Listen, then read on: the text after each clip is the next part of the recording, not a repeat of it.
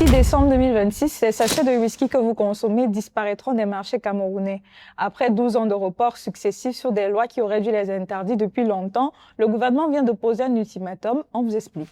Le marché du whisky en sachet au Cameroun a connu un essor fulgurant ces dernières années, porté par une demande croissante chez les Camerounais les plus pauvres, pour qui ces sachets à 100 francs représentent la seule boisson alcoolisée à leur portée, et ce, souvent en dehors de tout contrôle sanitaire réel. Or, selon l'OMS, le méthanol présent dans les boissons alcoolisées frélatées constitue un risque majeur de santé publique, en particulier dans les pays à faible revenu où ces produits circulent sans surveillance. Après le démantèlement de 22 entreprises opérant sans la moindre autorisation, sans certificat de conformité et avec du méthanol en libre circulation dans leurs ateliers, le ministre des Mines, Phil Callistus Gentry, a fixé une date butoir au 18 décembre 2026. D'ici là, les producteurs devront basculer vers des conditionnements en verre ou cesser définitivement leurs activités. Mais il faut noter que cet ultimatum n'est pas une première. En 2014, le gouvernement camerounais avait déjà prononcé une interdiction officielle de la production et de la distribution du whisky en sachet. Mais dans la pratique, des moratoires successifs ont été accordés aux producteurs, reportant à chaque fois l'échéance. En septembre 2016, l'interdiction a été réaffirmée, cette fois en ciblant le commerce,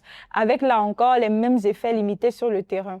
En 2022, un nouveau délai a été fixé à fin décembre et en octobre 2024, 6 mois supplémentaires ont été à nouveau accordés à la filière. Au total, ce sont près de 12 ans d'annonces, de reports et de délais accumulés. Cela dit, pour comprendre pourquoi cette filière résiste depuis si longtemps aux tentatives d'interdiction, il faut aussi savoir ce qu'elle représente économiquement. Avec un marché estimé à plus de 200 milliards de francs CFA par an, mobilisant des milliers d'emplois directs et indirects à travers toute la chaîne de valeur des unités de fabrication jusqu'aux revendeurs de quartier, le whisky en sachet est devenu, qu'on le veuille ou non, un pilier de l'économie informelle au Cameroun. Par ailleurs, et c'est là toute la complexité de l'équation budgétaire, l'État perçoit des recettes fiscales sur ces boissons, ce qui signifie qu'en taxant cette filière d'un côté, il finance indirectement des dépenses de santé publique de l'autre, sans que ce calcul comptable ne tienne compte de la productivité détruite. En d'autres termes, l'État gagne de l'argent sur ces sachets, mais c'est lui aussi qui paye les soins de ceux qu'il détruisent.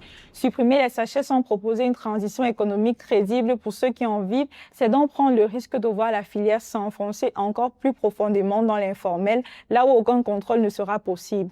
Et pour les consommateurs, tant que la précarité qui alimente ces consommations n'est pas prise en charge de manière structurelle, aucun arrêté, aussi ferme soit-il, ne pourra suffire à lui seul. Alors, selon vous, le Cameroun va-t-il enfin tourner la page du whisky en sachet avant décembre 2026? Donnez votre avis en commentaire et n'oubliez pas de vous